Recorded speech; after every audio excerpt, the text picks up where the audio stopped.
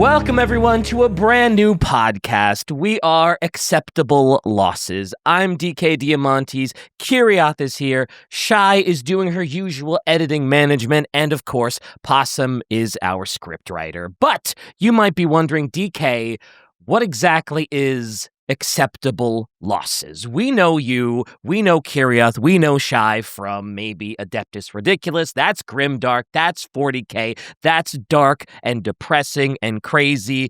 But I figure, you know what? Let's throw it over to my co-host, Kirioth. Kirioth, tell us a little something about Acceptable Losses. What are you gonna be regaling us with today? What are you gonna be hitting us with? Because, it's Acceptable Losses, eh? I mean, it's a heavy name, but that's only because there's a ton of horrible, grimdark universes out there. It's not just 40k. Yes, they might have coined the term, but there are so many things out there that are just as horrible and brutal, and just that specific feeling of, all hope is lost. There's no morale. The stakes are as high as they could possibly be, and nothing's going to go right. There's a lot of that, and that's the kind of thing that we're going to cover on Acceptable Losses. Man, that's me every Monday morning when I first wake up. It's like, all hope is lost. All right, let's go. Time to work. The standard response. Yeah, right? And so are we going to be talking about just like tabletop universes, gaming universes, real life shenanigans? Is there a scope to it, or are we just, all hope is lost? There are acceptable losses everywhere. The scope is all. The scope's pretty much all. We're going all over the shop, whether it's tabletop, whether it's wargames, or like TTRPGs. There are book series we want to cover. There are so many things that Possum wants to write about. Possum would love to do some Fallout. Like, nothing is off the table. Love it. Love it. Just want to make sure the audience knows exactly what they're getting in for, the scope of what we're doing here. And, so now that we got that out of the way, Kirioth, what is our inaugural episode of Acceptable Losses going to be about? And good Lord, if you tell me you have a quote for me, I'm going to scream. You know what? I did think about trying to do a quote, and then I was like, you know what? No. This is clean. This is fresh, new territory. This is ground not yet trod on. Let's start as we mean to go on. We're going to talk some Trench Crusade. I mean, it's something that we have talked about before, and it's kind of been almost the genesis for why we've kind of decided to do something that's a bit wider in scope. Mm-hmm. But something else that we do want to do when it comes to Acceptable Losses is, in some cases, take more of a meta look at where things come from. Like what inspires different grimdark universes and settings, of the things that make it from real life into these kind of make-believe worlds. So today, we're going to be talking about angels and demons in Trench Crusade, where they come from, what the inspirations are behind them, how they kind of interact with that universe. That's what we're going to be going for today. Oh, okay. So it's not necessarily all just like, oh yeah, this is a Trench Crusade. Here's how it works with the minis, specifically Trench Crusade lore. It's also the inspiration for them, where they came from, what part of like religion they came from, if it's several different religions and all. Oh, that's cool. I like that. Okay. Tell me more. That's something where me and Possum have both found, like doing Trench Crusade stuff especially, there is obviously quite a lot of lore in the game, but a lot of that is directly inspired by real life. And when it comes to things like the massive wall and the kind of Muslim-based religion of that game and the faction within that game, and then talking about things like the Trench Pilgrims, so much of that was basically, this is what it is in real life, and that's why it's like that in Trench Crusade. So that's one of the reasons that we're kind of diving into more that side of thing with some of these episodes as well. Because frankly, there's a lot of cool stuff that's just, real that also happens to make it into fictional settings. So yeah, we're going to start with angels and demons.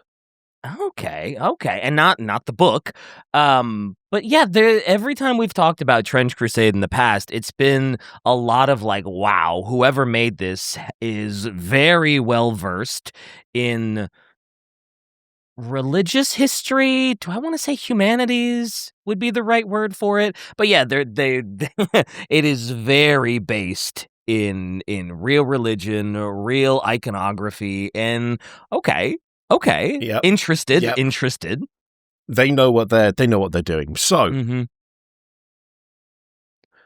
throughout history, stories of entities both good and bad have been a universal constant. So much so that these stories predate our modern concept of most religions. Over time, these forces of divine might and malevolent fright became cornerstones of these religions, and in the Abrahamic faiths, we see them best manifested as angels and demons. But even in these faiths, their concepts existed as something a bit more abstract and less tangible. Yes, there are instances of physical manifestations of both sides, and some even had a tangible descriptor, but for the most part, they are intentionally presented as something far more abstract that kind of emphasize their intent more than their actual presence. Whenever I think about that sort of thing, I kind of think of it's not really a cliche or like a specific bad trope, but the thing of like Lovecraftian horror, where things are just too weird to wrap your head around. Yeah, like them biblically accurate angels. Yes, where it's like, it's 9 concentric circles floating in the air covered in ice. What's the problem? It's like, what do you mean? What is that? What do you mean? I've always been presented like angels have always seemed like these very beautiful, blonde-haired, winged, robed figures. What do you mean? They're like eldritch abominations that you cannot comprehend. And isn't it like whenever an angel shows up in the Bible, if you like read it, the person that first sees the angel is just like, they are horrified, they are scared, they don't know how to comprehend it, and like the angel has to like settle them down and be like, hey, it's okay. I think, right? It's that whole be not afraid thing. Yeah. Where they see it and immediately are absolutely terrified. And, if you think about it, if it was every time a case of like a hot dude or a hot lass showing up with some wings, you wouldn't immediately think this is the end of the world. Instead, you'd go, oh, cool. But no, a lot of the interactions are a lot more kind of, no, you don't need to be scared of me, which kind of implies that just them showing up is something to be afraid of in the first place, you know? Yeah. I mean, it is a messenger of God, and it's just like, well, the messenger doesn't always bring good news. Right? Like, it is an angel, but angels don't necessarily always bring lovely tidings of joy and good news. So, yeah. Biblically, God not always bringing nice things, you know? Yeah. It's not every time you get something good. Old Testament God has entered the chat. Yeah. So Trench Crusade, like, it's a setting where these Abrahamic faiths are undeniably real and unavoidable. The forces of hell were unleashed due to the ultimate heresy, and the conflict has continued for hundreds of years into the in-game modern day of 1914. Though the impacts of both heaven and hell on the world in Trench Crusade are unmistakable, they are limited. The Covenant of Hell is in place, and it prevents the true foot soldiers of hell from walking on earth for fear of immediate divine intervention by God directly. The war in Trench Crusade, more or less, is a Cold War trapped in the trenches. Each side is strategically pressing their luck with very slow gains at the hands of mortal beings that are just pushed around on the battlefield like figures on a table. Hell, of course, making far more gains with their ability to corrupt in a far more rapid manner, but they have their own issue, which is constant infighting between the members of the court, which prevents a unified front from forming. So heaven and hell are literally having a tabletop game, huh? Yeah, they're literally playing Trench Crusade. Yeah, they are quite literally playing it. And neither one wants to go full force because, oh boy, you don't want all-out war between heaven and hell, the gates of hell opening, angels coming down, and God smiting everyone with his unimaginable might. No one wants God to just say, nah, no one wants that. That's the end of all things, presumably. Just like, that's it. We're done with this now. That's all sorted. Wipe the slate clean. Start again. Yeah, hit that reset button. Start a flood. Yeah. Yeah. So, despite not seeing the true forces of hell or even heaven for that matter, we still see flashes of their true forms on the battlefield, with demonic creatures and the occasional flash of divine angelic light. And the layers of hell and the aspects of it are known, but there is something very meta about all of this that is kind of what we need to talk about, the thing that deserves to be talked about. The act of ultimate heresy predates the vast majority of the modern real-world texts and art that have served as our fundamental interpretation of angels, demons, heavens, and hell. And yet, despite the in-universe predating of these works, the angels and demons in Trench Crusade imply that these sources were correct in their assessment of what these things might look like. It's a lot to sort of get your head around in a way, but in this first episode of Acceptable Losses, we're going to go over the angels and demons of Trench Crusade, how they relate to not only religious texts, but other non-religious works and art that have shaped our perspectives on angels and demons to this day. Is this sort of like the idea of like, even though there are religions in, like, say, America, there are religions half a world away came up with the same idea of, like, you know, the messenger, the angels, the demons, the holy war, heaven, hell, a demonic devil figure, and like a god lord figure type shtick. There's a lot of kind of concurrent belief that doesn't seem like it's really come from the same place. So yeah, it's like that kind of thing of there are sort of classic ideas as to how the world works, which independent peoples have come across, but independently.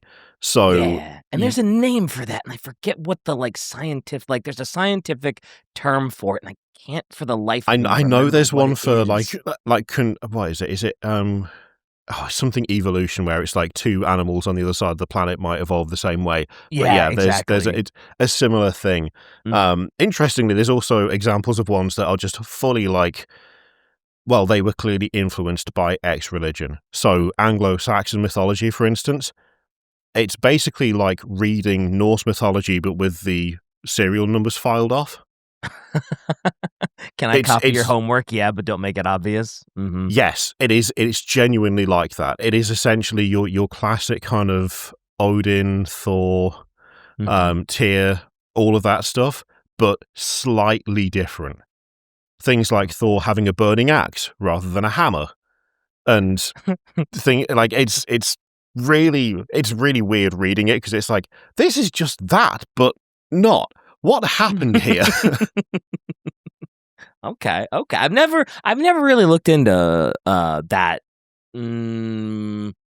religion or the stories in it. I mean, I've played God of War, but like that's not really like, oh yeah, you give us an accurate representation of, you know, and it's like, oh, but I played the PS5 hit God of War Ragnarok. Surely that is enough for me to go on a historical rant about these things. Yeah, and it's like, no, you can't. So yeah. 100 academics just hanging their heads like, oh no. They're like, you're so right, but they're just like, you can't imagine the amount of people that have tried to tell us we're wrong because God of War didn't do that. Please stop talking to us about this game. Yeah. I'm sure it's very good, but please. So we're going to start out talking about demons because, frankly, there's quite a bit more about them in the setting to go over. But before we get into the concept of demons and hell, we're going to go over 3 major texts that serve as a undeniable inspiration for the way that demons and hell are in Trench Crusade, because, I mean, they're going to come up a lot, frankly. The first, and probably most obvious, is Dante Alighieri. So Dante was born in 1265 and died in 1321, and his Divine Comedy encapsulated the medieval worldview of the afterlife within the Western Church. It follows Dante as he travels through hell, purgatory, and heaven, and it's meant to be an allegory of the journey of the soul. So throughout the journey, he is accompanied by Virgil, who is a representation of reason, Beatrice, who represents revelation of the divine, and Saint Bernard of Clairvaux, who represents mysticism and devotion to Mary. I love how specific that is. Very, yeah. Dante's Inferno is one of the first legitimate codifications of hell in history. So prior, we had the concept of Gehenna being a horrific burning waste pit outside of Jerusalem associated with sacrifice, and this was slightly expanded on in Revelations with the invocation of messianic imagery and souls being cast into a lake of fire. But Dante's representation of hell provided structure and imagery that has become permanently affiliated with it to this day. And his descriptions of various religious figures have found themselves impacting the art of some of the most influential artists in history, including Michelangelo. Huh.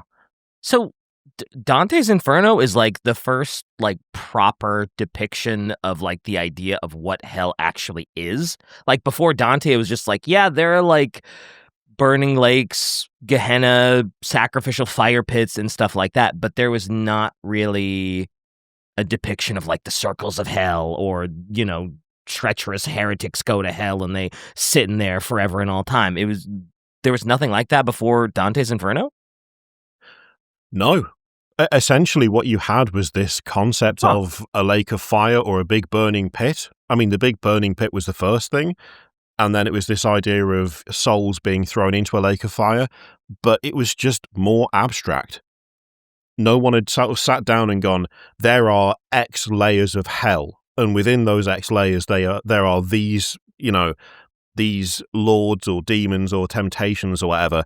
He's kind of the one that's come up with the structural idea of hell as a space that can be explored, as opposed to being effectively a concept more than anything else.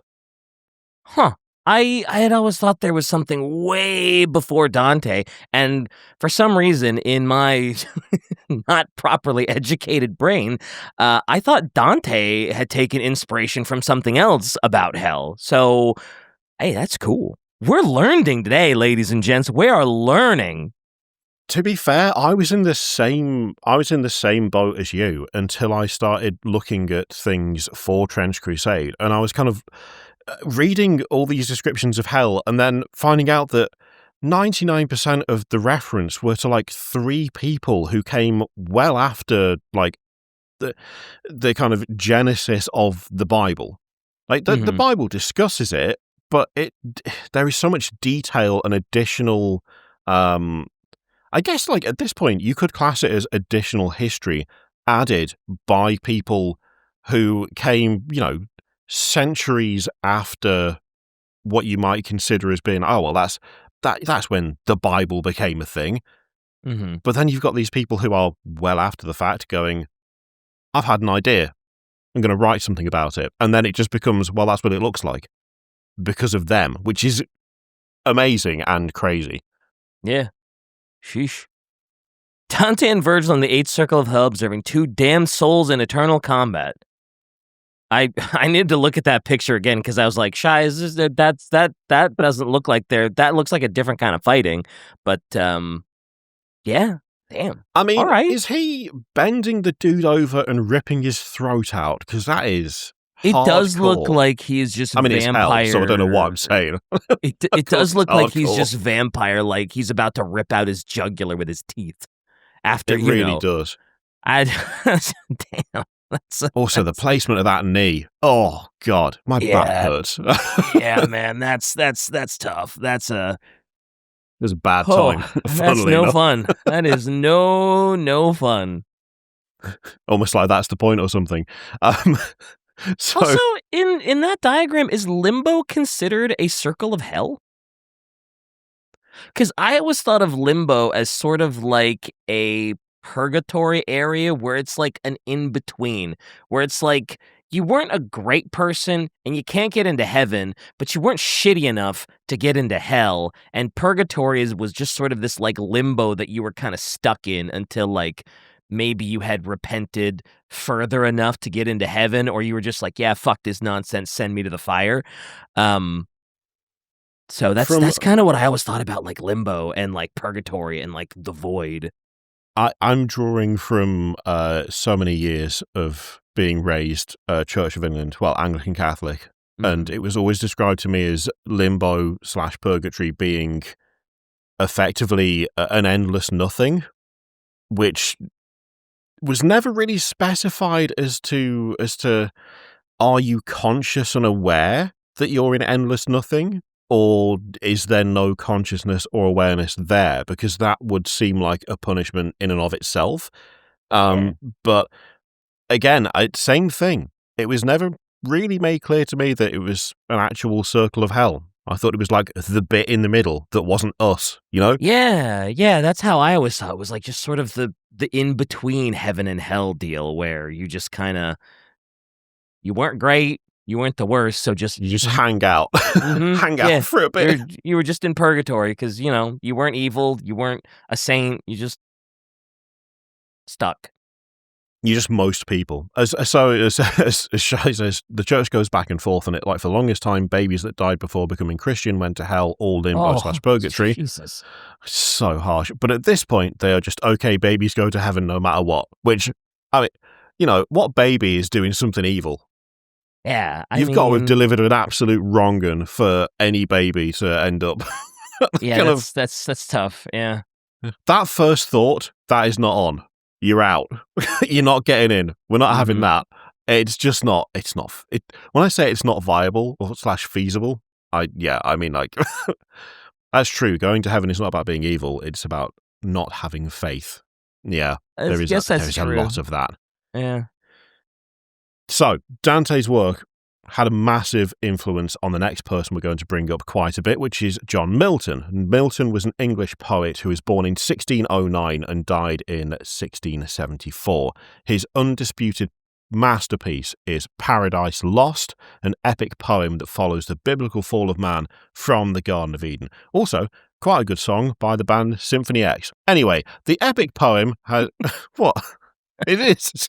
It's a good song. Yeah. I don't think I've actually heard it. I quite like it. Interesting time signature. Anyway, who cares? The epic poem has two major arcs throughout. One is focused on Adam and Eve and their story from innocence to the casting out of paradise. And the second and most prominent arc follows Lucifer from his fall in heaven to his desire to corrupt earth and the humans made in God's image. Paradise Lost is an exceptionally in-depth biblical epic that portrayed the story of, like, the story of the fall of Lucifer in an almost sympathetic light. That caused debate for centuries. For obvious reasons. Yeah. And as pointed out by Possum, that might have been the point all along, frankly.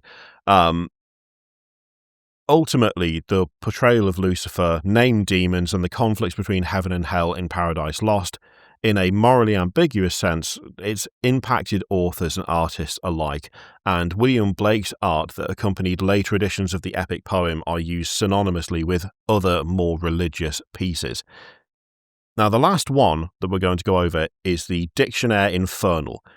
So, the Infernal Dictionary was released in 1818 by Jacques-Colin de Plancy, but the most significant edition of this book is the version that was released with the artwork of Louis Le Breton in the 1800s. Demons and the study of demonology was pretty in, and this book presented an organizational hierarchy for the named demons of hell.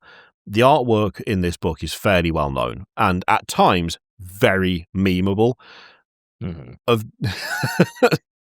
I mean, to be fair, there are so many like proper old paintings that are just ripe for becoming memes. Oh, and yeah. I still have a T-shirt. Do you remember the Bayeux tapestry memes that were all over the place for a little while, where it's the tapestry figures with embroidered text, and oh no, I feel like I've lost you. I have never. So, problem one is until you said it, I didn't know there was an Infernal dictionary to begin with. I guess I should have assumed as much. Like, I didn't know there was a demonology book that had a hierarchy of named biblical demons in it from like hell. I didn't even know that was a thing. So, unfortunately, cool. I also do not know about the tapestry meme. It sounds metal as fuck. There's a lot of like old English going on. The T-shirt that I got given has got there's a guy that's like, "Behold the field in which I grow mine fucks. Look upon it and see that it is empty." Which is, I like that. It's very much that sort of thing. I'm going to you're going to get absolutely covered in them once we're done. But it's that sort of thing. It's very kind of. I think they were only a thing for like a year, but I still love them. Oh wow! But yeah, I could see those pictures getting memed. Beals, that's how Beelzebub is portrayed, huh? As and so like immediately, geez, DK, how much of a nerd are you? I saw the Infernal dictionary Beelzebub, and I was like, oh yeah, just like in Persona, and that's just how my brain works. So all right. Also, Bale's a weird like goblin, cat, frog, spider chimera. That's the worst one. Oh yeah, honestly, that's terrible. The worst one. That's just a dude's like upper chest and shoulders, but with spider legs, a cat head, and a frog head bursting out of them. That's horrible. So where are these demons like appearance mentioned? Because did they just make this shit up? Because, like, they must have had some frame of reference to, like, draw these. Because who in their right mind is just like, oh, yeah, weird goblin with a crown, spider legs, cat, frog head. Well, we may get into that shortly. Oh, okay, cool. You're doing the thing. You're setting me up. I'm doing the thing. Okay, cool. Gustave Dorars is a little better. Oh, that's boy, horrible. That's depressing. That is a hellscape for sure. I like that in a I don't like that sort of way, which is my favorite kind of, horror. That drawing. Is, that's oh boy. Those are liars in hell frozen into the ground. Oh boy. Yep. Nice. Yeesh. Cool. All right. Okay. Literally cool. Oh no. Frozen solid acceptably cool? Oh dear. No. Let's so it's too early for that. Yeah. So the artwork in that book, well known, very memeable. Of note, the art of Belphegor and Stolas are fairly iconic. If we don't see that in the next 30 seconds from Shy, I'm going to be really disappointed. I'm joking, it's fine, don't worry. But a major note, they're just throwing out the pressure. Wow. Oh, no, man. Belphegor is... Again, my brain is so... Why is he on the toilet? That's exactly how it is in Persona, too. I didn't realize how many of these... okay, again, me, giant weeb, giant JRPG dork, love me some Persona. But, I mean, Persona has these demons in it, and obviously their inspiration was this Infernal dictionary. Because that is exactly how Belphegor is like portrayed, as the demon sitting on the toilet. You have been playing a historically accurate game all this time. This whole time. I didn't know. This whole time.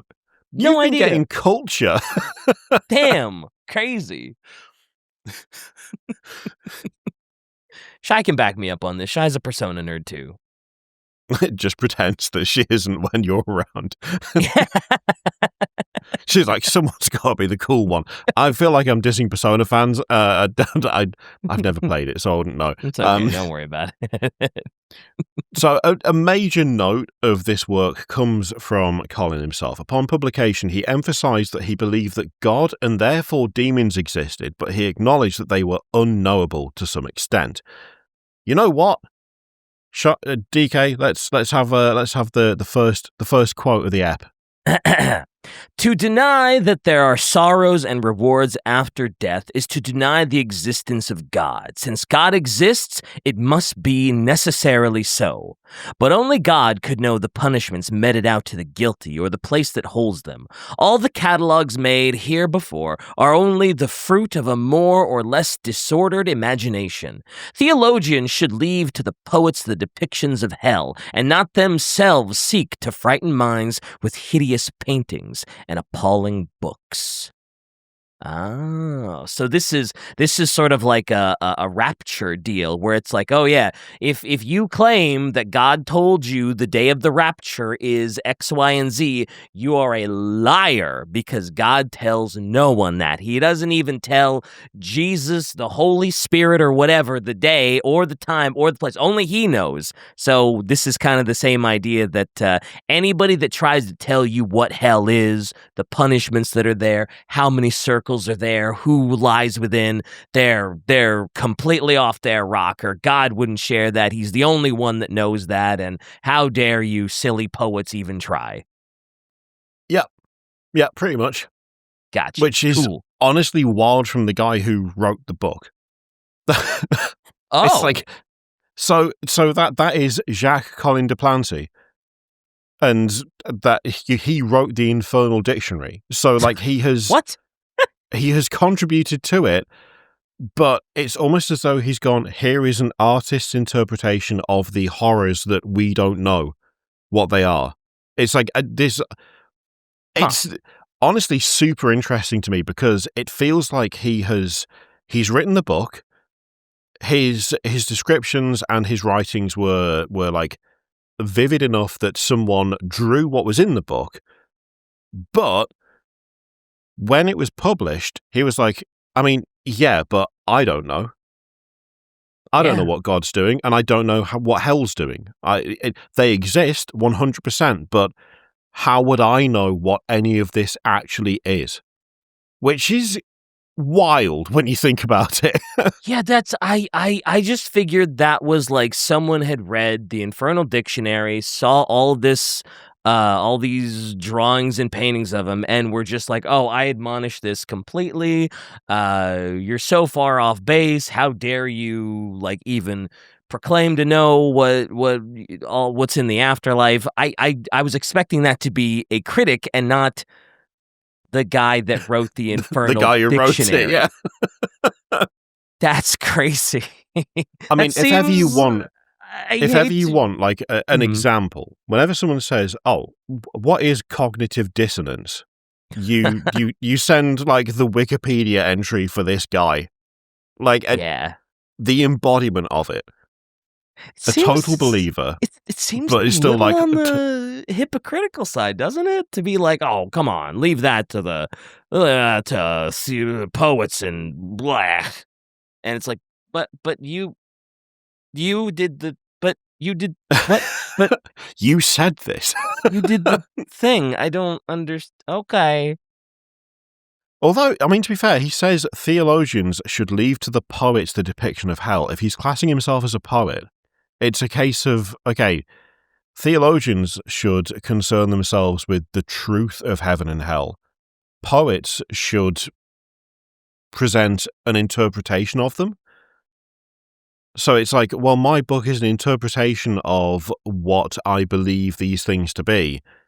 But I'm not saying that as an expert, I'm saying that as an artist. Whereas if you are an expert, you should only deal in fact and truth and not interpretation. Which is kind of double standardy, but he's kind of built in a nuh-uh into the whole thing. Also, Shai says from his wiki, he was into weird stuff and curious about various magic and mystic stuff early in his life, but he became a radical Catholic by the end of his life and rejected his early works. So that I get that. That makes a lot more sense. The disgraced influencer path when it comes to career trajectory. Oh no, the earliest form of disgraced influencer. Oh no. No. Well, here we are, everyone. He made a Twitter apology. Yep. Yeah. Did a great 20-minute YouTube video that started with a long sigh hugging a dog, and I didn't want to talk about this, but... Oh, I thought you were going to say he broke out the ukulele, but all right. Well, I mean, that is, to be fair, that's the best form of YouTube apology. I don't know about that, but... We're never going to beat that one. We're never going to beat it. No one's going to do one that is better / worse than a 10-minute ukulele song. Yeah, that one's tough. That's, oh boy. Yeah. Top tier. Yeah, that's definitely a thing. Let's move on from terrible ukulele playing. There was no rhythm in it at all. Like, you can't just add extra bars in. Anyway, there is also another thing that we have to go over when talking about demons, inevitably, and that is Canaan. Canaan was an ancient civilization located in the southern Levant region of the Middle East. So think like Jordan, Israel, Palestine, and Lebanon. Mm-hmm. It was in a massive overlapping point where various empires, including the Egyptian and Assyrian empires, kind of met. In the Bible, the word Canaan is used to refer to the Promised Land, and the term Canaanites is used very frequently throughout to describe the various indigenous populations that resided in that area. They were nomadic peoples of the Stone Age, and in a bit of a, too long, didn't listen, they were able to unify and have a notable presence during the Bronze Age. However, during the Bronze Age and leading into the Iron Age, various empires around Canaan began to expand more rapidly and more aggressively, and Canaan was dominated and the people of the region became assimilated. Due to the rapid expansion and rapidly changing histories of the region, the history of Canaan is convoluted and a lot of it is lost. What is known, though, is that peoples of the region had a very complex belief system, including a polytheistic pantheon of gods that were directly inspired by other religions of the region. However, they did have various practices that other religions found to be a bit of an issue. They liked some animal sacrifice, the existence of sacred groves, and the veneration of the dead were all fairly taboo things. Knowledge of the extent of the religions of these peoples is thanks to archaeological evidence, ancient Syrian texts, and the Hebrew Bible. They're so fascinating. Seriously, it's oh my god, I want to read more. And I guess that does happen when you get, assimilated. A lot of that stuff kind of sort of just gets lost. Yes, yeah, a lot of it gets lost. I've already brought this up once this episode, but something that's really interesting about Anglo-Saxon mythology is how much of it is just missing. There's clearly a structure for a developed religion or belief system, and a lot of oral tradition of handing stories down.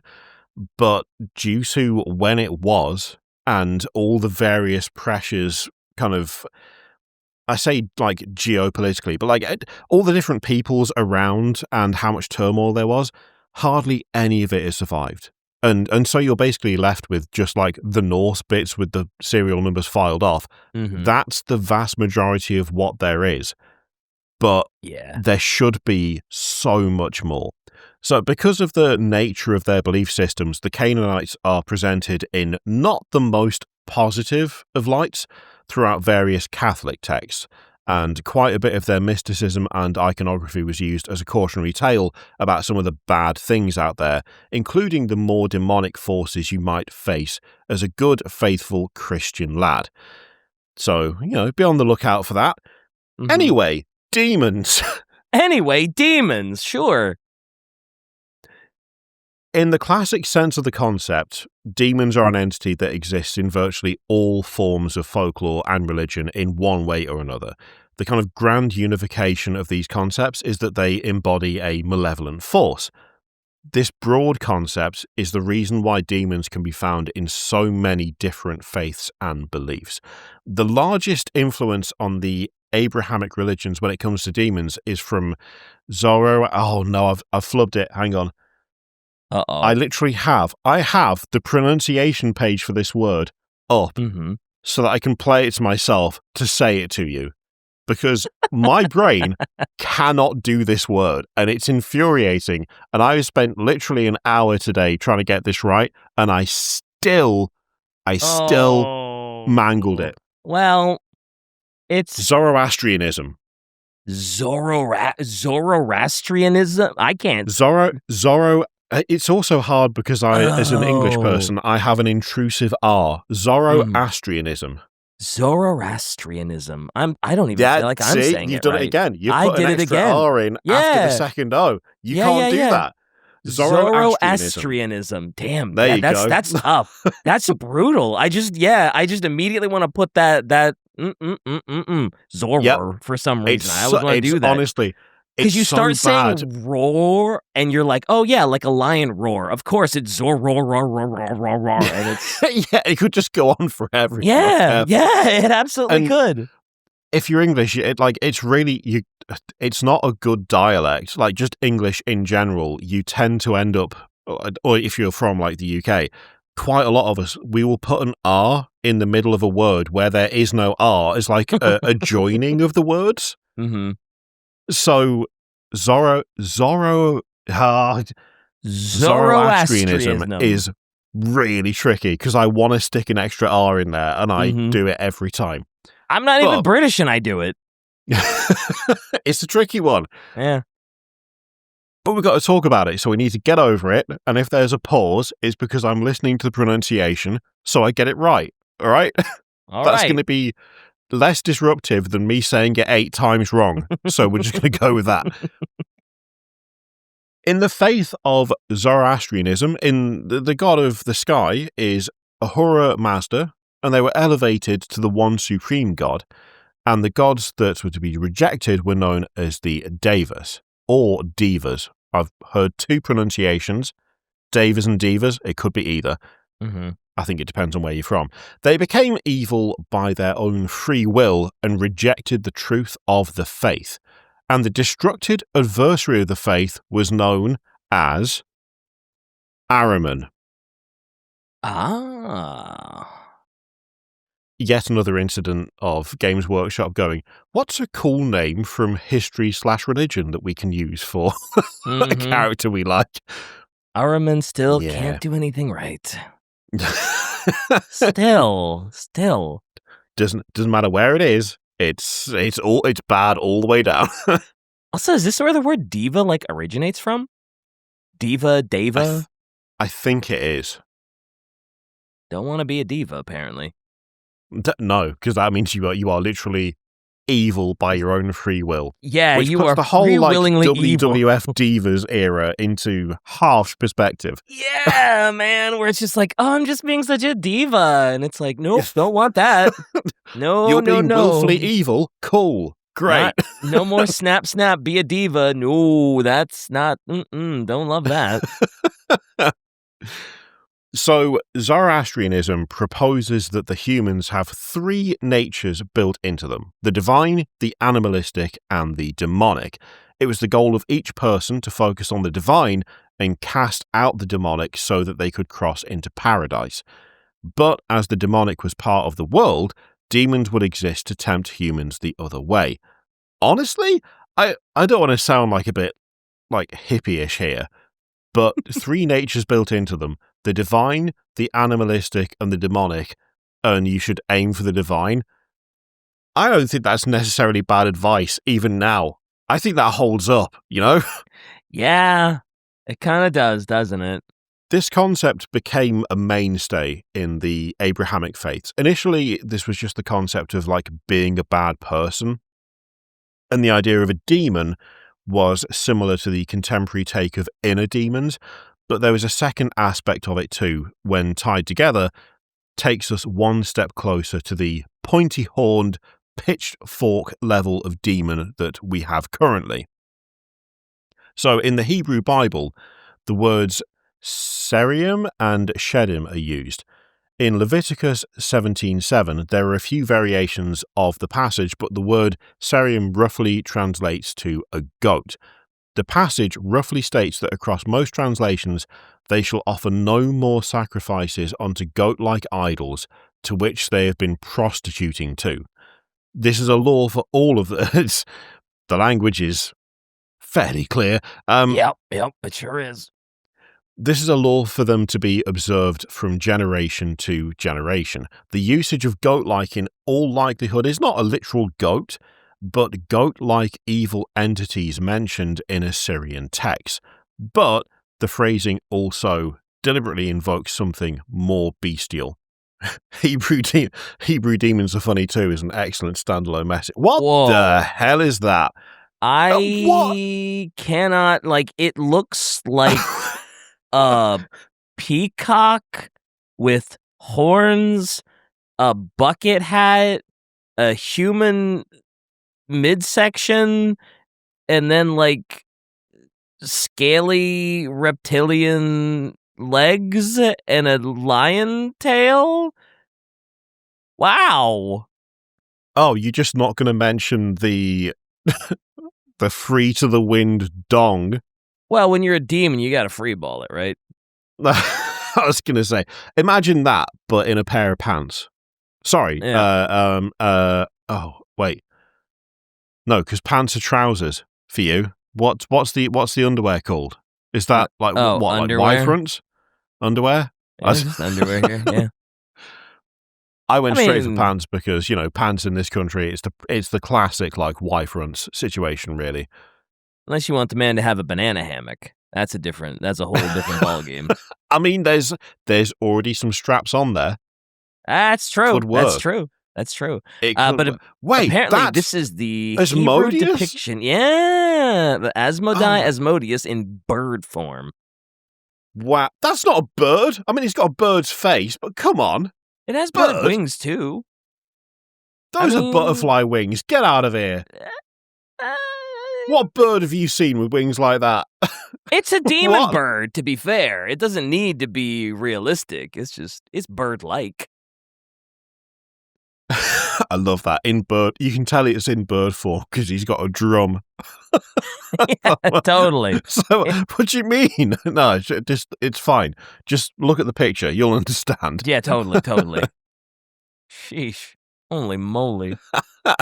Wow. Incredible. So the usage of with typical rooster feet. Yeah. If I see a rooster with feet like that, I am running as far away as possible. Jeez. Oh man. Could be worse. Could be a rooster. Could be a rooster with a dong. Well, I guess it could. It is a rooster, so all right. So demons. Wait, huh? it actually says that. It says with typical rooster feet. All right. Whoever drew that, clearly very bad at looking up reference material. Yeah, if that's like the artist being like, oh yeah, see the demon with typical rooster feet, brother, how high were you when you made this? Like, what sort of crazy burning bush were you huffing when, what the hell? Turns out this guy's been keeping iguanas his whole life, but thinking they were roosters. Yes. And no one corrected him. Yeah, no one convinced him that his lizards were not roosters. Yeah. It's like, well, I eat the eggs. I don't know what the problem is. Mate, they don't even lay eggs. They're roosters. What is wrong with you? Anyway. Moving right along. The usage of the word seems to have been intentional in a beast-like sense. Not only was it meant to be something scary on a temptation level, but it was also to have real-life perils as a comparison. The usage of the word suggests a direct parallel with untamed threats outside of the civilizations of the area, and the demon's metaphorical impact on humanity is akin to the real-world threat these beasts would pose to a wary traveller. We see this quite literally manifested in Trench Crusade multiple times. As the true demons of hell cannot walk on Earth, the forces of hell need something mortal on the battlefield in their stead.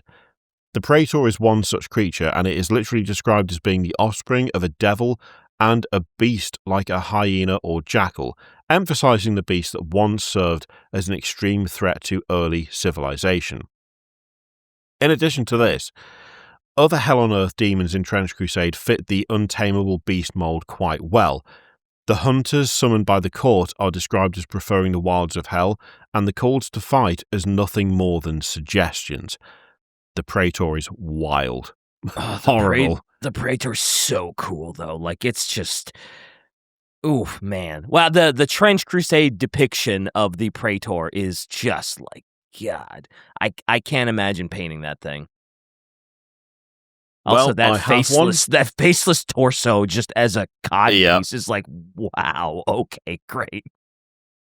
Ooh, Satan in Dante's Inferno. That guy looks bored as hell. I was gonna say, he looks so bored. He's like, will somebody sin already? Jeez. Or he's like, he's pouting too. He's either bored or pouting or both.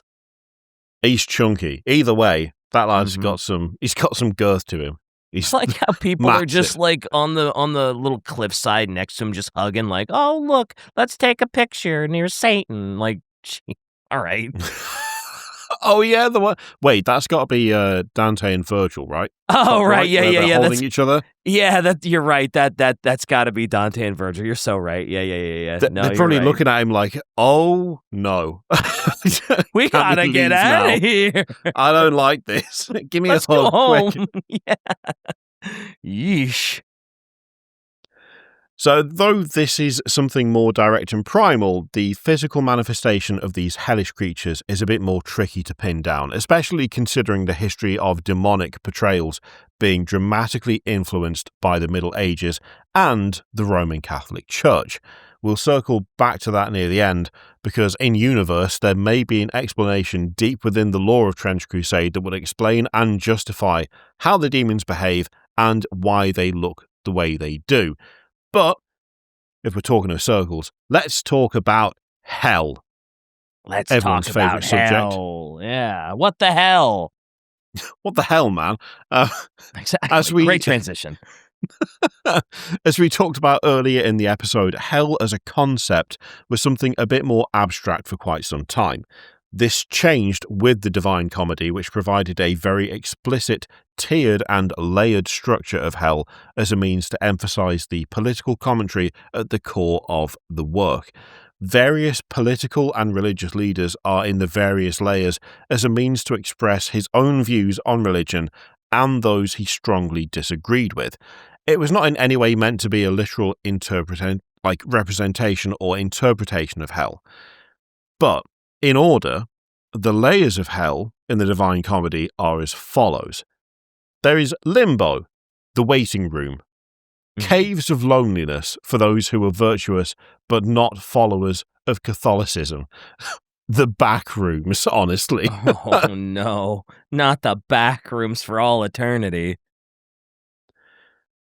I wonder if they're some of those weird, creepy, like what was it? The Sleeping Giant? Is that what it was called? The to be honest with you, on YouTube is the best. I love it. Never saw it. You haven't watched those yet? No.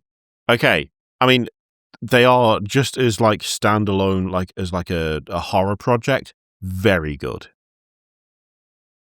Very simple, but very good. Totally worth checking out. Okay.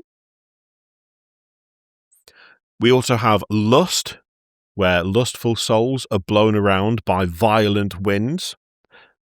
Much like they moved from person to person as if wind was blowing them with their lust or something. Honestly, I had no idea why that would be. You've just cemented it for me as to that's probably what it is. Boom. I was just like, why would they care? But you know what? I think you've probably nailed it. We also have gluttony, where gluttonous souls suffer endless cold rain. Sure. Rain? Look. I've only got so much for you here, man. Honestly, I thought it was going to be like, oh, yeah, they're overstuffed just like they were in real life. But a part of me is like, well, if you're going to hell for gluttony and they're just like, yeah, we're going to feed you endlessly. It's like, isn't that sort of like heaven for a really gluttonous person? Yeah. I mean, like endless starvation. Yeah, you you would think gluttony hell would be just endless starvation instead of just cold rain? I mean, it doesn't say they're not being refused food. Mm-hmm. So, I don't know. That's all I've got. All right. We also have greed, where greedy souls are perpetually stuck in a pit of smelting gold.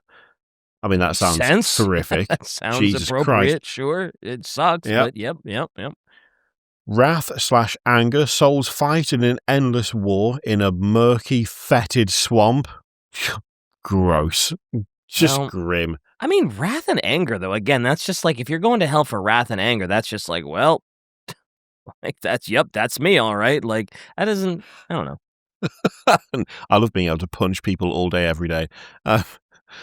Heresy. Heretics are kept in a flaming pit by demons poking and prodding them. I mean, that's very clear cut. That just sucks. Yep. No one wants that.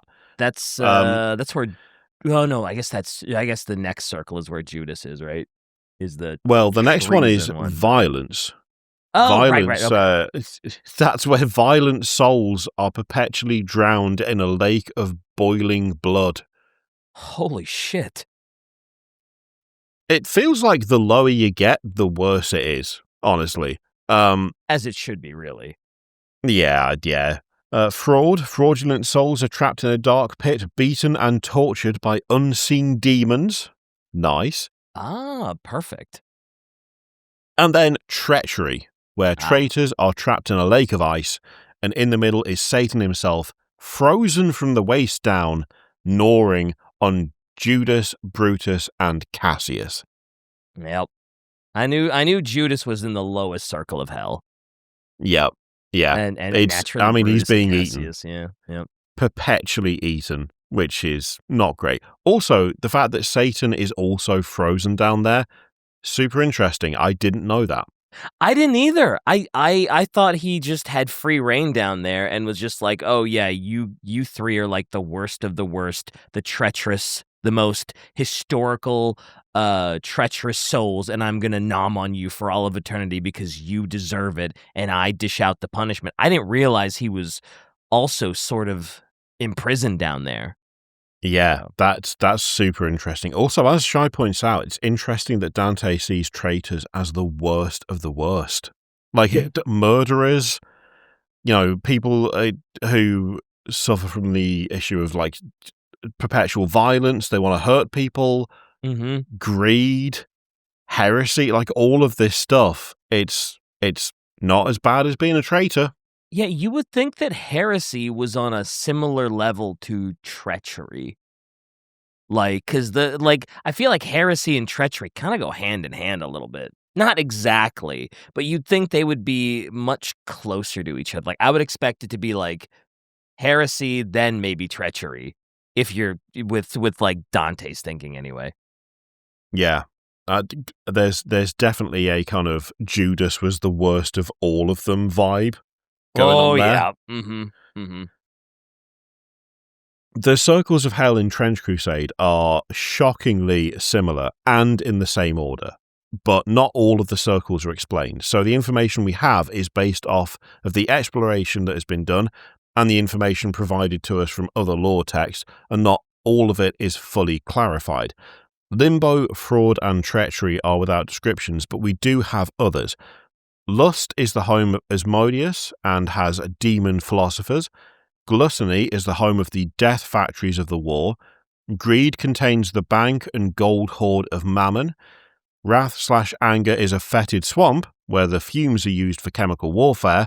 Heresy is where Moloch's palace is located, and violence is the home of Beelzebub, as well as his city of Ekron. This also includes the Lake of Fire.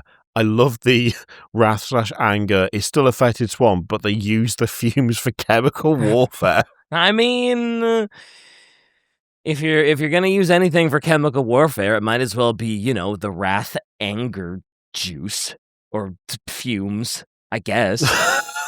The anger juice. Oh, yeah, no. why not? Let's bottle this up and throw it at people. I'm sure this will suck. You're probably right. The Wrath Molotov cocktail. Yeah, exactly. The fetid Wrath Anger Molotov cocktail bomb. Yummers! Oh, jeez. God. Open wide? No, I don't think I want to. I think I'll just not. Yep, I'd rather not. So a key and important aspect of the way hell is structured in Trench Crusade comes in the form of the Court of the Seven-Headed Serpent. So in that world, it's the War Council of Hell having an archdevil representing one of the 7 mortal sins that have been made manifest. This is a manifestation of the 7-headed beast in the Book of Revelation. So the 7 deadly sins, you got lust, gluttony, greed, sloth, wrath, envy, and pride. Wait, is it wrath or wrath? I've said wrath like 8 times. It's fine. In Trench Crusade, the current seats are as follows. You've got the Iron Curel of Wrath, Abaddon, who is the Prince of Wrath, the Black Klismos of Envy, which is Moloch. You've got the High Cathedra of Pride, dunno, it's not listed. Mm-hmm. I mean, it does say unknown, but I went with dunno, so, it's fine. The Hungry Throne of Gluttony, Beelzebub, Lord of Flies, the Gold Seat of Greed, Mammon, Archdevil of Greed, the Silk Bed of Sloth, unknown. Oh, God, I mean... Perfect. You just wouldn't leave, would you? Why would you? Why would you, yeah. And that's the point. And the Flesh Divan of Lust, also unknown. That I would leave. That sounds awful. Yeah, I don't think I want to visit the Flesh Divan. I'm good. So, that I genuinely got like a full body shudder, and not in a good way. I was just like, ugh. The bad Gross. goosebumps. Yeah. With the initial rise of demonology in the 11th century, many scholars had attempted to apply ranks and titles to demons to make it so that they were in a direct parallel with the concept of an angelic hierarchy. The first instance of the 7 princes of hell being given a title based off of the respective sins comes from the 1410 work The Lantern of Light, where it lists the structure as follows, which you can do. Hell yeah. The first is Lucifer, that reigns in his malice over the children of pride. The second is Beelzebub, that lords over the envious. The third is Satan, the wrath is his lordship. The fourth is called Abaddon, the slothful, be his retinue. The fifth is Mammon, and has with him the avarice. And also fittingly a foul sin, covetousness, is with his company of subjects. The sixth is called Belphegor, that is the god of gluttons. The seventh is Asmodeus, that leads with him the lecherous. Ooh. Also, it's interesting that, Satan is just, a lord. He's just a guy. Whenever there's, religious iconography, it's just oh, yeah, Satan is the big bad. He's, the leader of the evil, damned, corrupted souls. And in this, he's kind of just yeah, he's just one of them. Yeah, it's he's there. Yeah, he's there. He's there with his with Lucifer and stuff, and that's fine. Here's all these guys, and Satan. Satan, and it's is also the present. devil is there, and it's yeah, he's a guy, I guess. It's in that respect, it's a weird tier list. Yeah, right. He's not even the first; he's the third. Yeah. Crazy. This has been expanded on by various other authors over the coming century, but the hierarchies, establishment, and figureheads of importance have remained the same throughout all of this. Abaddon, in its earliest presentation in the Hebrew Bible, is a reference to a bottomless pit or a destructive place, similar to the original idea of hell and Gehenna. It was originally used in conjunction with Sheol, which stood for something akin to the darkness of death itself. So, for example, in Job 31:13, you see the line, "A fire burning down to Abaddon, consuming the roots of all my increase." In fact, texts among the Dead Sea Scrolls emphasize this a bit more and kind of put it directly as part of Gehenna. The more physical manifestation of Abaddon as an entity comes in the form of the New Testament, and it seems to be a physical manifestation of the concept of destruction itself, almost like the pit itself being rebuilt and represented in flesh. In Revelations, the sound of the fifth trumpet reveals a star that has fallen from the sky to the abyss, and from the pit of the abyss, swarms of locusts that look like horses prepared for battle, with human faces and lions' teeth. What the hell? What the fuck? I say with all due, I don't Respect? know, assurance, what the fuck? Don't worry. Oh, don't worry, it gets worse. They had crowns of gold, breastplates of iron, and stingers like scorpions. I don't want it. Get it away from me immediately. What was that old Go sim away. game where you could make your own creatures? It's basically that. It's that. That was Spore? Maybe? Yeah, Spore. Yes. I never played Spore, but I've seen some of the abominations that were made, and yeesh. Yep. It turns out Spore, it's just a revelation simulator or something. Yeah. Spore is like is one of two spectrums. You either get haha, I made a penis, or haha, I made demon from hell. Oh, cool. Unknowable horrors beyond my comprehension. Sweet Lois. So these locusts with human faces, lions' teeth, crowns of gold, breastplates of iron, and stingers like scorpions had a leader, which was Abaddon. In Hebrew, in Greek, it was Apollyon, and in Latin, Exterminans.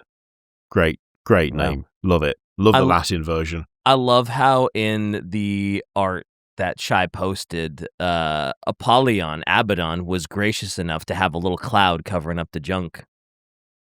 That's very demure Very and mindful considerate of him. Yeah. He didn't want to have that art come out rated R. I know, right? To be able to enjoy it. You want everyone to be able to understand Apollyon, right? You gotta, yeah.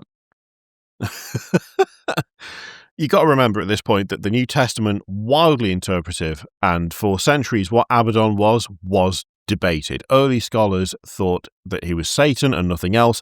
Others thought Antichrist, and some still felt that it was just a third party of destruction that was operating beyond the measure of both God and Satan. Trench Crusade, though, seems to be taking Abaddon from the New Testament apocryphal text written sometime in the 3rd century, like the Acts of Thomas, the Book of the Resurrection of Jesus Christ by Bartholomew the Apostle, and the Enthronement of Abaddon. In these texts, Abaddon is represented as a demon, one that was once named Muriel, who was sent to earth by God to collect the soil of the earth to assist in the building of Adam. Muriel was appointed as a guardian, and his power was feared by angels and demons alike. Eventually, Muriel would fall and become the angel of death known as Abaddon. And in more occult works, he's synonymous with destruction. His tarot symbol is judgment, and in Safariel's Manual of Occultism, you see Abaddon as being in the 7th order of 9 orders of demons directly in charge of the Furies. And in the Dictionary Infernal, you see Abaddon portrayed as a muscular demon with a dagger in one hand and a whip in the other. Honestly, classic imagery. Yeah. And, not to boss baby it, but, that kind of also fits the 40K Abaddon a little bit. Used to be good, took a fall, now angels and demons fear him a little bit. I suspect the more we dive into other IPs, quite a few of which will predate 40K, the more we'll be like, oh, okay. That's where you got it from. Yeah, it feels like that's going to be a consistent theme, Fair and valid, actually.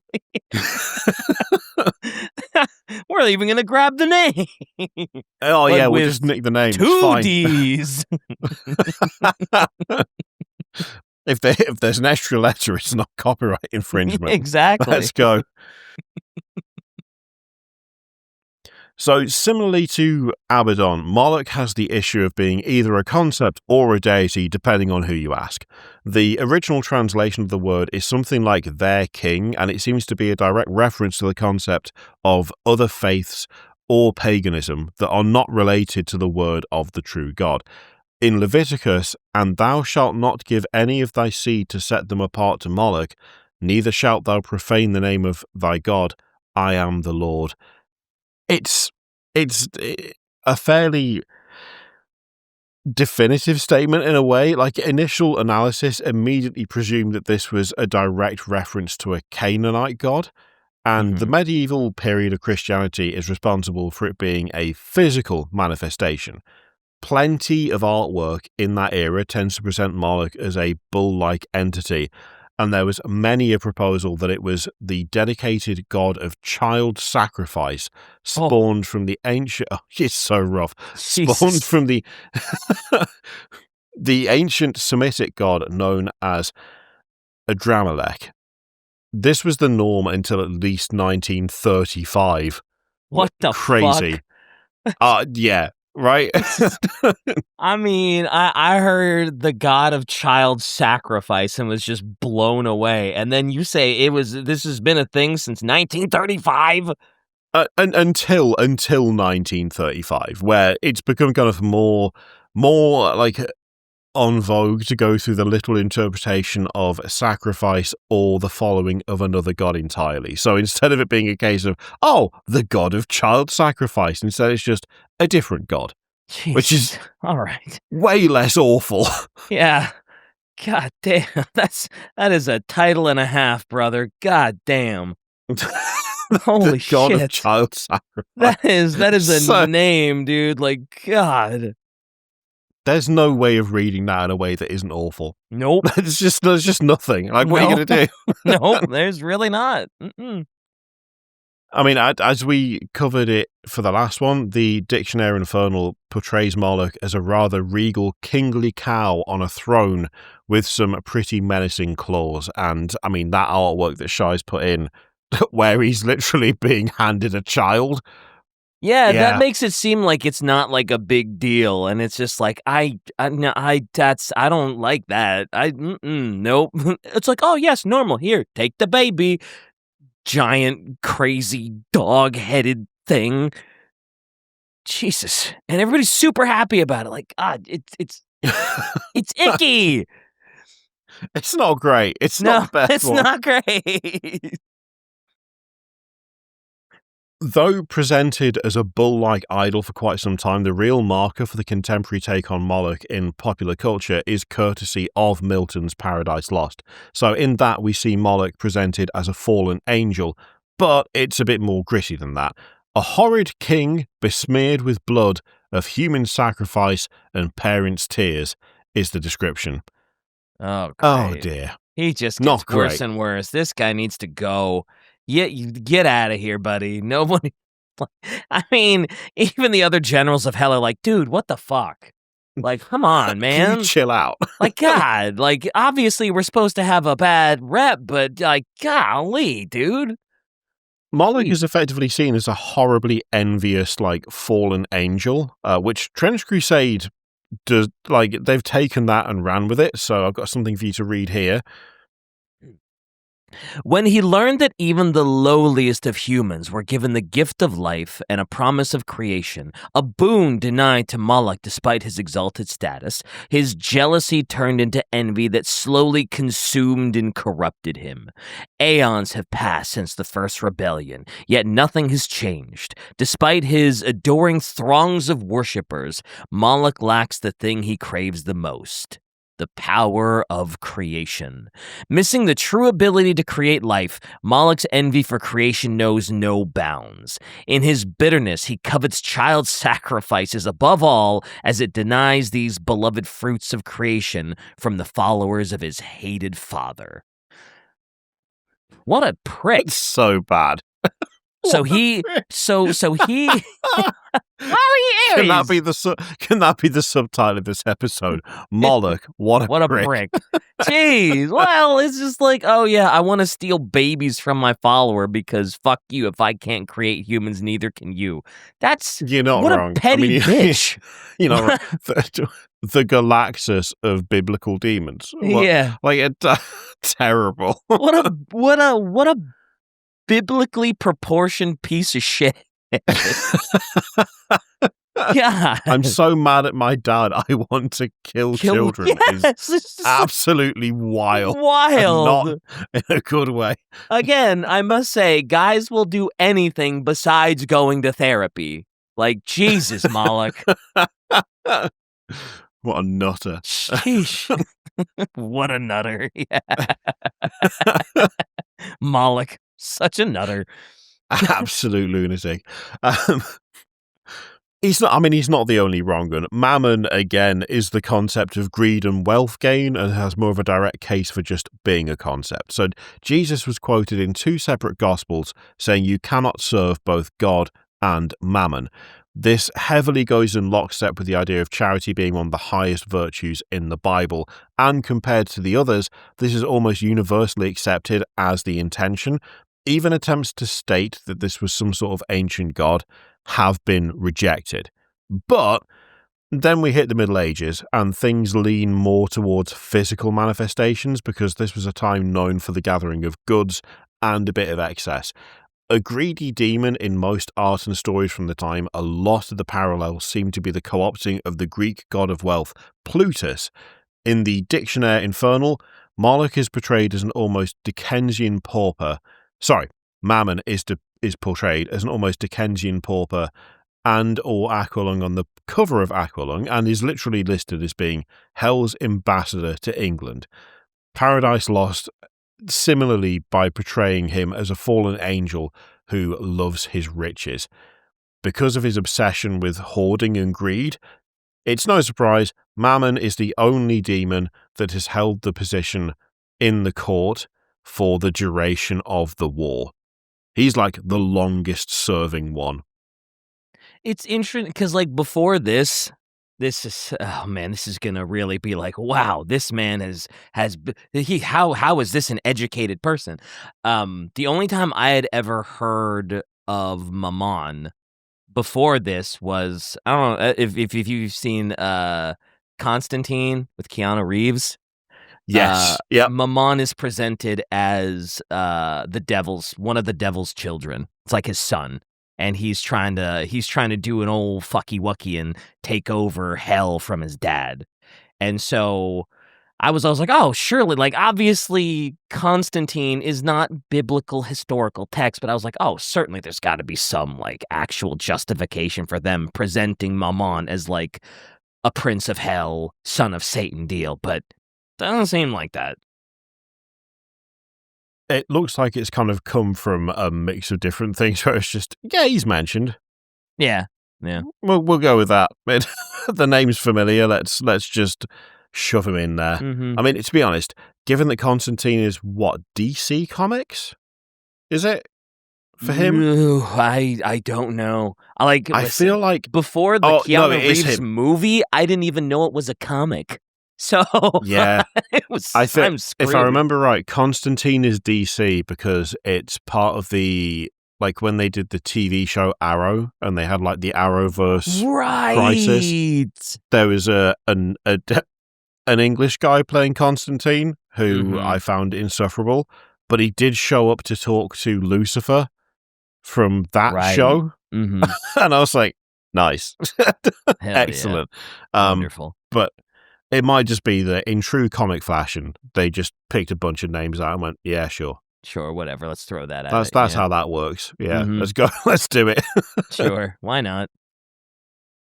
We also have Beelzebub. Now, Beelzebub is a unique case that deserves its own section because quite a bit is known about him, both in-universe and in the real world. Unlike the other demons where the connections to pagan religions are contentious and questionable, there seems to be a lot more reason to believe that Beelzebub is a reference directly to the Canaanites. The name itself comes from the Book of Kings and is written out as Beelzebub. And the passage it first appears in is as follows. Ahaziah, the king of the northern kingdom of Israel, fell through the lattice in his upper chamber at Samaria and was injured. So he sent messengers whom he instructed, Go inquire of Beelzebub, the god of Ekron, whether I shall recover from this injury. After, Elijah condemns Ahaziah to death because he sought counsel with this deity instead of the one true God. The meaning of the name is a bit more negative, as you can imagine. The literal translation is the Lord of the Flies, and this seems to be a reference to how the followers of Baal were pests akin to flies. So it's pretty cool. Yeah. Also, that artwork is horrific. I love it. Yeah, that's... Oof. In the Bible, you'll see Beelzebul more than Beelzebub. Huh. Beelzebul is seen as being more synonymous with Lucifer and is a representation of the prince of demons. There's a question as to whether or not these are one and the same, as they are so close in pronunciation that it could be an error in translation, especially since in more Gnostic traditions you see the words used interchangeably. But later media irons this out a bit more. In very occult work, Beelzebub is referred to as the chief lieutenant of Lucifer, who presides over the Order of the Fly, and he is one of the top 3 demons in Paradise Lost, alongside Astaroth and Lucifer. In the dictionary Infernal, Beelzebub is presented as a gigantic fly with skulls on its wings.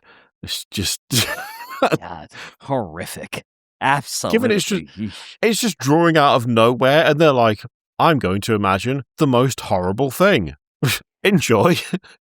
And it's you don't realize just how grotesque and scary looking a fly is until you zoom in on those fuckers. The little things buzzing around your face, it's oh, whatever, get away.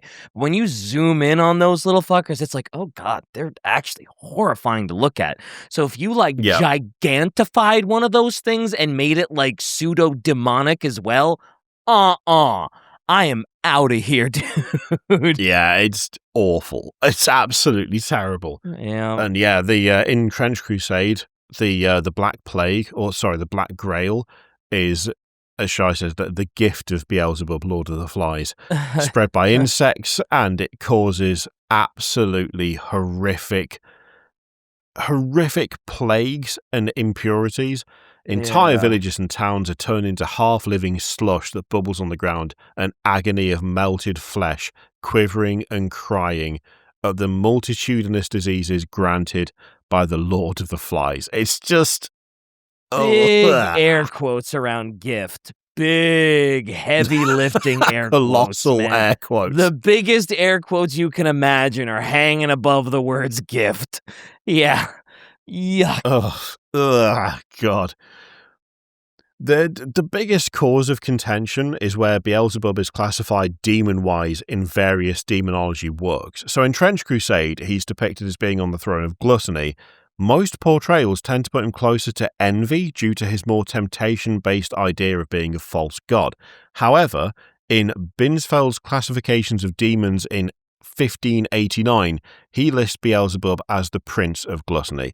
This could be due to some process of elimination, or it could be based off the dual meaning of decay.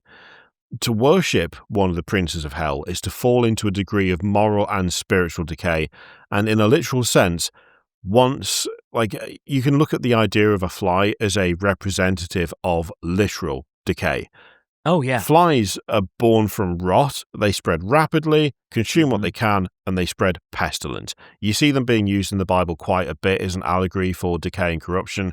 Flies are one of the physical manifestations of judgment brought down on Egypt. A literal lord of those things, it would be full of corruption and decay. So being a lord of spiritual and physical gluttony ultimately makes sense for the Lord of the Flies.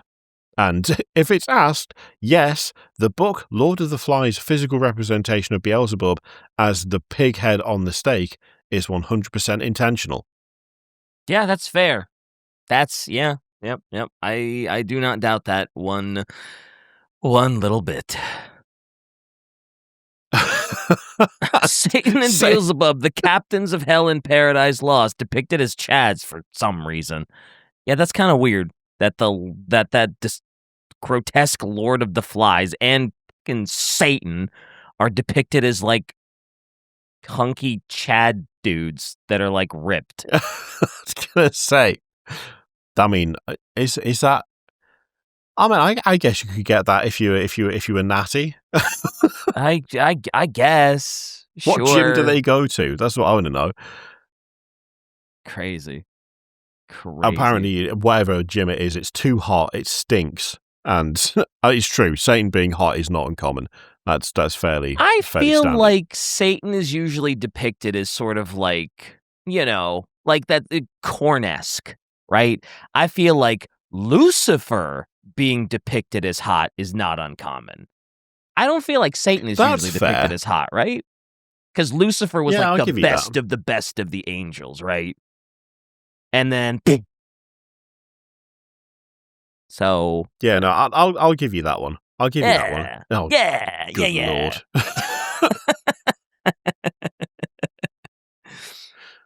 Okay, we need to talk about angels, because unlike demons, they're something that are very difficult to comprehend in Trench Crusade, but that's also kind of accurate. So we have a few common interpretations of angels that are embedded in our culture. The first is the generic cherub-like image with white wings, golden hair, human features. Mm-hmm. The other that falls in the realm of a biblically accurate angel concept are the seraphim.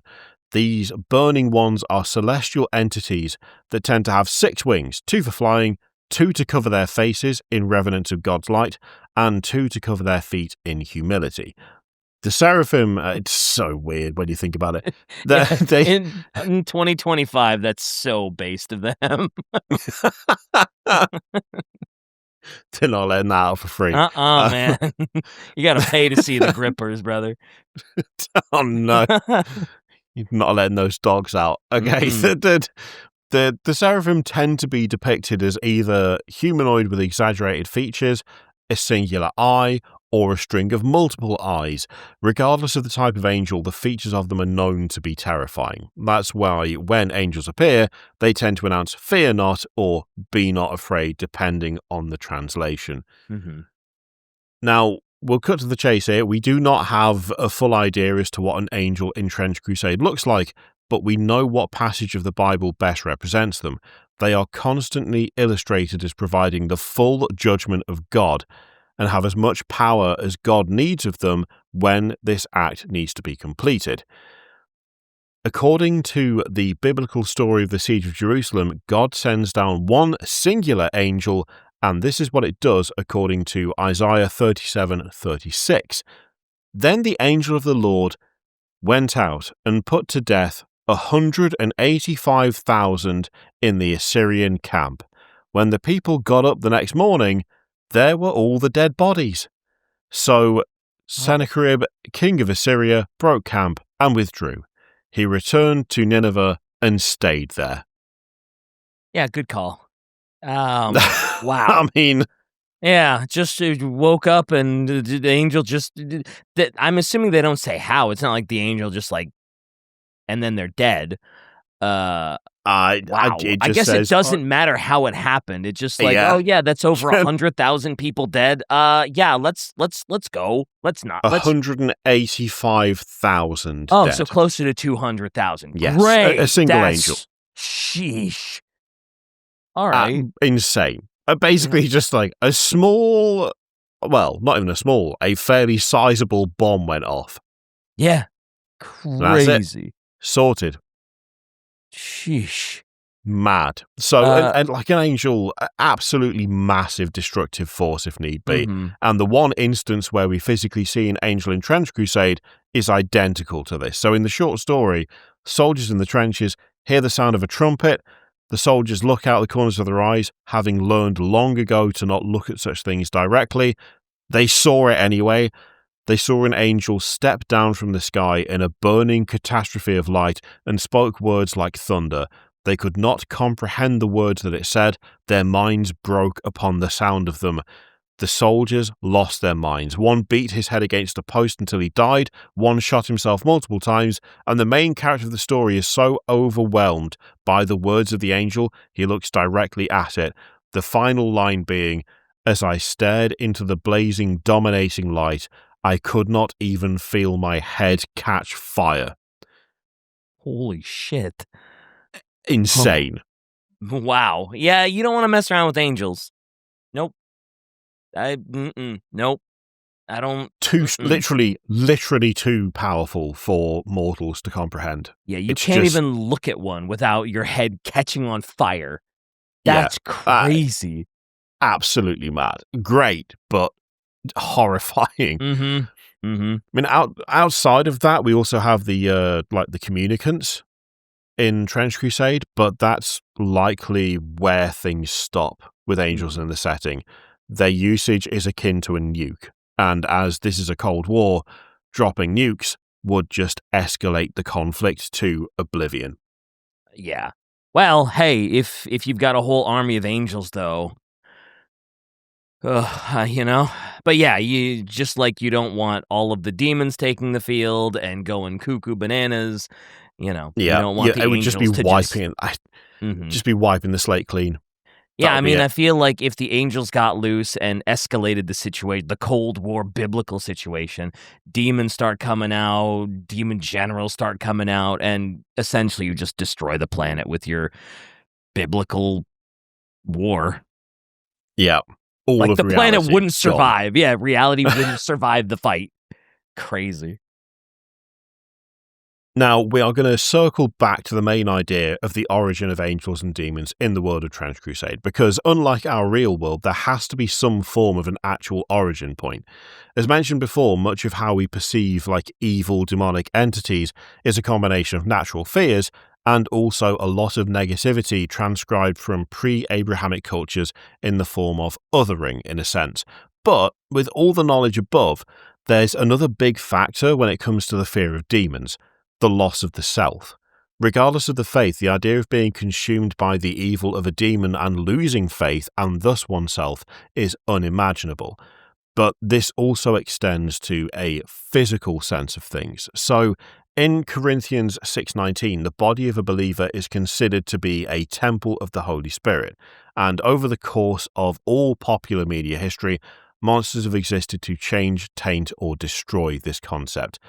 The unnatural description of demons in the text of the Middle Ages are meant to be disturbing in an uncanny valley sense, because it questions what is normal and the kind of comforting human form. But over time, that concept's become more extreme, manifested more and more into the idea of possession, contorting, warping the body to the more visceral body horror that we see in Trench Crusade itself. Though the horror of Trench Crusade is much more deeply rooted in modern body horror, the idea of the loss of oneself remains consistent, just a bit more jarring and more visceral. But considering the way demons have been portrayed through history, it seems like a bit of a leap in some senses. It can be argued that Frankenstein in 1818 is the first real example of body horror in literature, but it was really controversial at the time. Kafka's Metamorphosis in 1915 kind of brought it back, and now it's everywhere today. But it does seem interesting that Trench Crusade, a setting rooted in real-world history and religion, opted to go full-blown body horror, as that image that Shai's put in really illustrates, because what the hell is even that? Yeah, and that's all over Trench Crusade. That's just all everywhere, whether you're on the side of good or evil. It's just, that's ripe everywhere. Oh, the guy's psychotic lord. So horrible. Yeah, that's oh boy. That's I don't like it. I don't I do, but I don't. Yeah, it's horrific. It's very stylized, and oh boy. Adherents of the path of the beast exalt their zygotic lord in its most lowly in time it will grow and change and grind the earth beneath its many feet. That's its lowly form. Bruh. Yep, that's pretty bad. That's pretty bad. Crazy. So body horror, like in a setting like this, it makes sense, but Trench Crusade has put in two very interesting groups that seem to not only rationally explain why body horror is in the setting, but may also explain the true primal fears of the humans deep in the trenches. So the first is the Path of the Beast. It's described as a primordial force that has always been there. Kingdoms will rise and fall, the beast will remain. It was there before man became civilized. It'll be there long after humanity's gone, and it provides an explanation to the origins of the half-men/half-beasts that are seen in the setting, and the path remaining hidden in the world while the testaments of faith were written. The path and the cult lay dormant until 1099 when the beast awoke once more, and upon the ultimate heresy, it awoke and saw the world covered with humans following law and order, and the beast decided that the way to reclaim the world would be to refill their ranks with the children of God. It tempts the vulnerable and the exhausted, the ones like taxed by the war, and it tempts them with promises of freedom, but in a different way to the demons that we know. So I've got another thing for you to read here. Unlike Beelzebub's Black Grail, which takes its victim by force or the yoke of slavery of the court, the beast wants mortals to willingly renounce their claim of being the image of God and turn their backs on the promise of salvation. And many willingly knelt before the altars of the beast to become supplicants, the lowliest of the followers of the path. Once accepted, there is no turning back. This, then, is the path of the beast, the unraveling of the cohesion of their bodies and loss of divine inheritance. Freed from the shackles of laws and with morals thrown aside, replaced by howlings and killings and reveling in joy, the great gift of the beast to its followers is the bliss of oblivion. All past anguish and shame is lost, replaced with the wild thrill of the hunt. Wow. Hardcore and terrifying all at the same time. Yep. Yeah, it sure is. That's Trench Crusade, though. I love it. I love it. Jesus. Though the beasts follow their own primordial path, they align themselves with the forces of hell as the order of God is their true enemy. This kind of goes back to the original idea of the beasts of our pasts being haunting and kind of akin to demons. It's both a primal fear, but also a physical menace that's demonic in stature. But one other faction takes this a bit further in the primordial sense, and may explain why the body horrors of Trench Crusade are so deeply ingrained. A group of mortals worship something ancient, something older than creation itself. Though they truly do not align with anyone other than their own, they align with hell and support their forces, but with the caveat that they are left alone. Their goal is to open doorways deep in hell that not even Lucifer can reach, so that the true primordial chaos of the universe can be unleashed. They are known as the Temple of Metamorphosis. If you thought the Path of the Beast was insane, the Temple of Metamorphosis is so much worse. It's like, these creepy guys. Yeah, it's literally like, and then it got worse. Like, cool. Yep, We didn't need this. Yeah. Oh, man. The monks they have are an indicator of something truly ancient and horrifying in the universe. Though once mortal, once they become a monk, they transcend into something beyond heaven and hell. Perhaps a look at the true inexplicable horrors of the universe. This process is done through a process known as the rite of moulding. Oh, God. Yum. This rite involves their scalp being peeled and a larva known as the metamorphic vector being inserted into their brain so that their transformation can begin. Yeah, that's not great. That nun looks awful. Oh, no. I like how it's none of the church. Clearly, very little nun left there. That's mostly insect, mostly horrifying, ancient, from the dawn of time. Oh God, I'd forgotten. I remember that one. That one's creepy. That one is creepy. I don't like that. Oh God. As these creatures are beyond heaven and hell, it can be assumed that these monsters exist as a true representation of what primal fear is. something eldritch, something incomprehensible, something vile. The deities we see in Trench Crusade exist as something that evokes a primal fear, and perhaps the people in the trenches have been hardwired as a species to fear the horrors beyond space and time, and the representations of divinity and sin are merely a glimpse into what these true horrors are.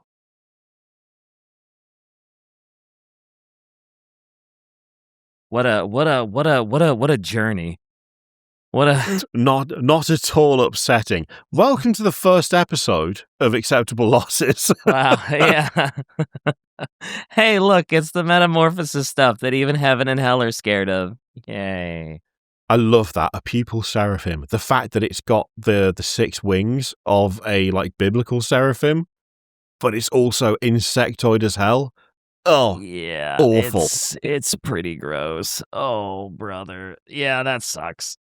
I'm out. Yeah, that's wow. What a like you said, what a first episode. Holy shit.